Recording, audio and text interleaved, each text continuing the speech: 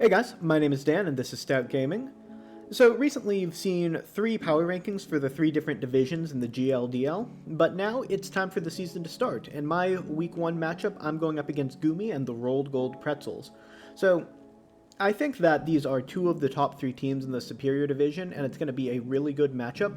Unfortunately for me, this is the 3rd league that I am taking part in simultaneously, and it is also my 3rd prep priority, so my sets are a little more standard this week than you would normally expect from me. But that's only going to continue for this and maybe next week, then I'll be down to 2 leagues again, and able to go at this with 100%. But without any further ado, let's go ahead and take a look at the matchup. So looking at Gumi's team first, he's got Celesteela and Primarina, which I think both need to come as they are rather large threats against my team. And I actually think Aerodactyl matches up well into my team as well. It has a positive matchup against the Zapdos, against my Hail mode. It can hold its own against Dhelmise and Arcanine, so I think the Aerodactyl is going to be pretty strong for him.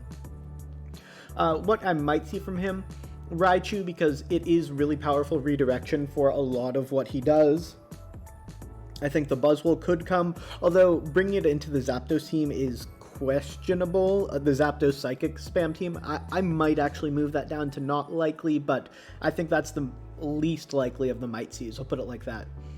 His Trick Room mode is actually pretty interesting this week. I think Drampa and Runerigus have the potential to do decent work against my team, so I wouldn't be very surprised to see them, especially as something in the back, maybe behind a Celesteela Primarina lead.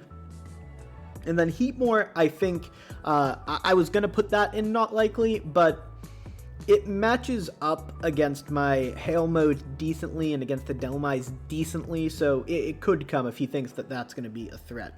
In the not likely, Octillery, Togepi, and Kangaskhan just don't seem like they're going to be doing much this week, specifically the Kangaskhan, because its main role is as a fake-out user with Scrappy. Maybe it can do some Last Resort shenanigans, it's got Sucker Punch, but all that is really bad against a Psychic Terrain team. So I just don't think the Kangaskhan could come. He could bring a weird set with it, but none of the standard sets look great this week. But let's go ahead and take a look at what I'm actually bringing. So, Azumarill, I'm going hard Trick Room with Azumarill, Dhelmise, Indeedee, and Slowbro as my main play this week.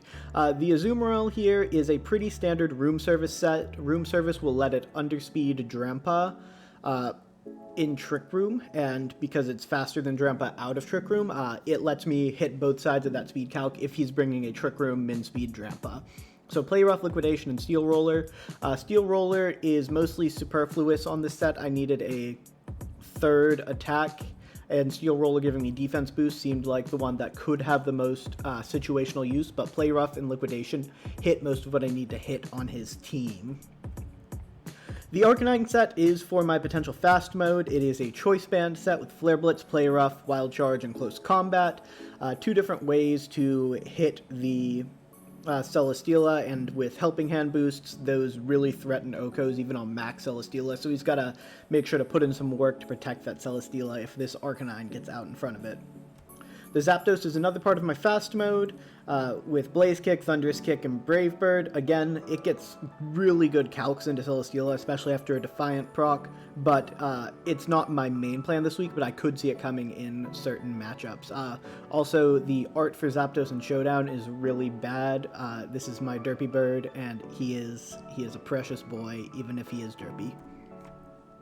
Indeedee as a redirector, so it's a more physically bulky Indeedee, not max physical bulk, but min speed.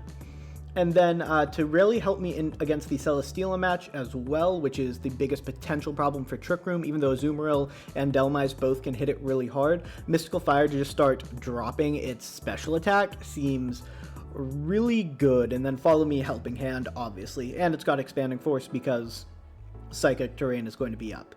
The Dhelmise is a weakness policy set. We'll see how we trigger that in a sec, but Poltergeist, Power Whip, Iron Head, 3 different stab moves. They all hit really hard. It's going to do work if I get to max it with weakness policy procced. The only downside is the speed stat is a little faster than Drampa and Runerigus.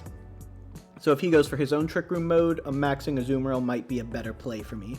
And the last mon is, of course, my Trick Room setter. Expanding Force and Sludge Bomb obvious next to Trick Room, and then Brutal Swing to trigger the Delmise. Shuckaberry, if the Indeedee goes down, it'll let me survive some ground type attacks, but otherwise it's a pretty standard setup with this Slowbro.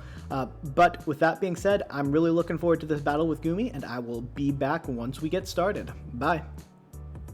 Okay, so looking at game 1, he's got basically everything that I expect, so I'm going to go Trick Room game 1 because he doesn't have a consistent way of stopping it. Crits and flinches are his way of stopping it, because even if that specs Primarina, I survive a spread Rock Slide and spread Hyper Voice on the Slowbro, but that is sort of worst case scenario lead for me. Unless he decides to lead the Celesteela, which could be bad if the Celesteela gets rolling, but looking at the Arcanine on my team, I don't really think he wants to lead Celesteela against me. Celesteela seems more like a back option.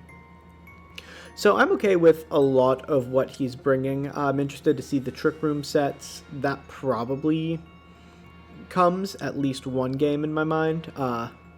But Raichu, although I sort of expected it, it's in a bit of a weird situation. I don't know exactly what it's going to be doing here at this point in time, because Indeedee nullifies a lot of what Raichu wants to do. So again, Raichu could be a late game option if he does have Weakness Policy Celesteela as a proc, but even then that seems risky with Indeedee, so Weakness Policy Celesteela really isn't on my radar much going into this set. So he leads off with the Primarina Aerodactyl. So I'm expecting Hyper Voice Rock Slide here.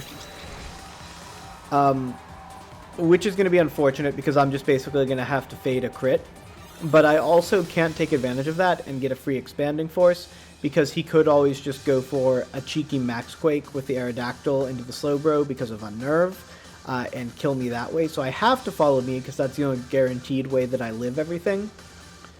So a flinch would basically make my life very difficult this game if he goes for the Rock Slide Hyper Voice, which he should go for, but it's, yeah, so I'm now nervous. I live this Hyper Voice, and I can confirm right here that it's probably specs, but I do flinch. So decent chance I lose this game. There's not a lot here that I have going on that can be helpful. I'll go for the Expanding Force. I will Sludge Bomb the Primarina, hoping to get a Quick Draw trigger going off, but I'm going to have to max Azumarill this game. I'll probably get a double switch in here, and we're going to have to roll with it. So it's looking rough for you, boy.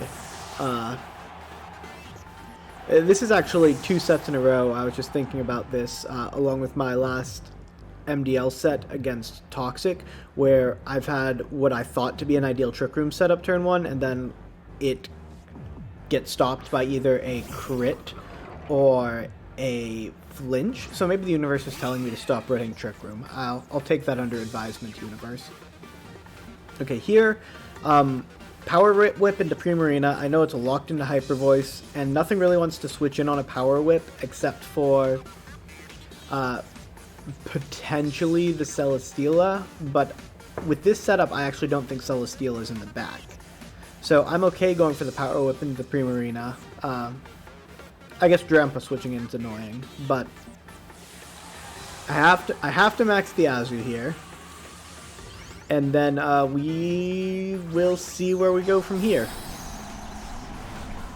I'm going to be at a speed disadvantage basically the rest of this game because I couldn't get Trick Room up unless he has his own Trick Room mode in the back. And then after this Tailwind, I'm at a speed disadvantage the rest of the game no matter what.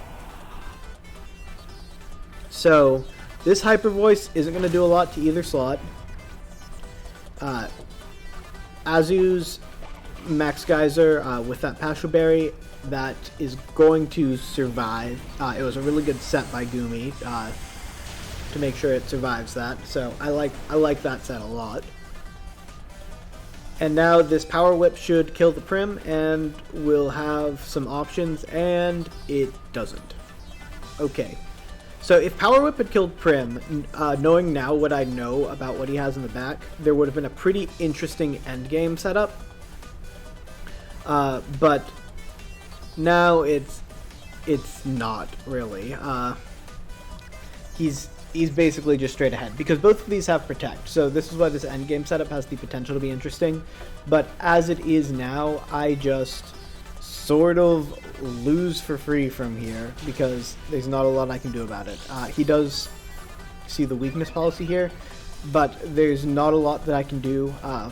The rest of this game I spend learning about a bit about his Runerigus set, that it gets Will-O-Wisp, which I knew, and basically losing. So again, this is another game where RNG wasn't the end-all be-all. I tried to bulk up here a bit because if he's got something physical in the back, I might have a shot. RNG was not the end-all be-all of this game, but it definitely hurt a lot.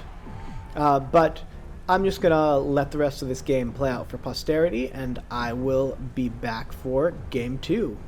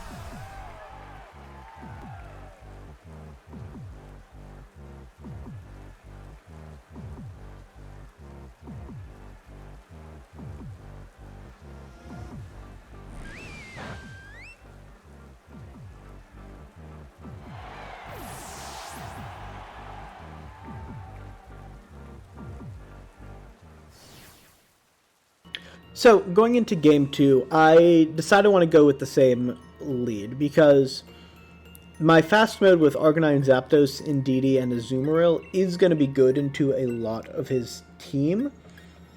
I do think that this Trick Room mode is still the way to go, because without that flinch turn one, because you didn't have Celesteela in the back, that Runerigus' Will-O-Wisp is a little annoying, but I think I handle a lot of his team. So I'm gonna go for it again. If he does bring the Celesteela, the Mystical Fire is my plan to deal with it, because I don't think he'd bring a weakness policy with a self-proc Raichu, because Indeedee can redirect the Raichu, and the Raichu stops any electric procs going off into it anyway. But that is a risk I take, and being down a game is unfortunate. That's information I'd love to gain in a game 1 or being up a game, but since I am down a game, I don't really have the option but to play with that risk if the Celesteela comes out. So here we go again. I basically have to do the same thing, because he could always just go for, like I said, a cheeky Max Quake with the Unnerve to make sure that Trick Room doesn't go up if I try to punish the fact that he's using 2 spread moves. So I've basically got to waste a turn with Follow Me and set up Trick Room with the Slowbro and pray he doesn't get a flinch. Like, that's sort of the plan again. It's a horrible plan, but that's sort of the plan. So Aerodactyl goes out, Steela comes in. So the Steela is here. I am going to Mystical Fire it next turn, because I just sort of need to make sure that its damage output is lessened. Like, that's my way. I'm gonna fight around the Steela. I don't need to fight the Steela because I can fight around it. It will probably go to neutral again, because it could pick up a KO this turn. But this is the way I want to start this fight, at least. So quick draw. The Primarina goes back. Okay. So the Aerodactyl comes out. That's a little annoying, but I'm still okay with this setup. It's not ideal, but I should get a free switch in this turn, and Steela should have unboosted attacks. So that's sort of the plan. We'll soon find out that it's a horrible plan, but it is a plan. Sludge Bomb will still do a decent chunk to Aerodactyl, even though it's resisted. Mystical Fire, so I'm feeling good. Special attack lower. Cripple the Steela. Feeling much less good. This is very, very bad. I might just lose here. And he's boosting his defense because Azu in the back. Yeah, this Steela is going to be an issue for me. Now, I can play for crits, and I can mitigate with Mystical Fire a bit more moving forward. And that's probably the best way, because it's at +2 now. I can take it down to +1. And then, if it KOs the Indeedee next turn, it's still bad times all around. But I see a path out of this, at least. Because Azumarill plus Delmise can do some damage to it. The problem is, the Delmise can't Poltergeist it, because its weakness policy was its item, and now it doesn't have an item. I probably screwed up with the Delmise's moveset this week a little bit. There were some other things that I could have run this week that I actively chose not to. That might have given me a better shot, but that's neither here nor there. It's the set I ended up picking, so now I've got to find the best way to play with it. So Geyser will go off for the Mystical Fire. It will really limit the damage. Helping Hand would give me the most damage output, but Mystical Fire gives me semi-long-term mitigation. I'm pretty sure that was a mistake. I probably should have clicked Helping Hand there to increase the damage output some. Yeah, I think increasing the damage output was likely the way to go there. But protecting Aerodactyl is like step one of what I need to have happen here. A crit or some RNG on my favor would be fantastic, but I do not get it. I set Rain, so Mystical Fire is not going to do a lot here, but I try to reduce the damage that the Celesteela does.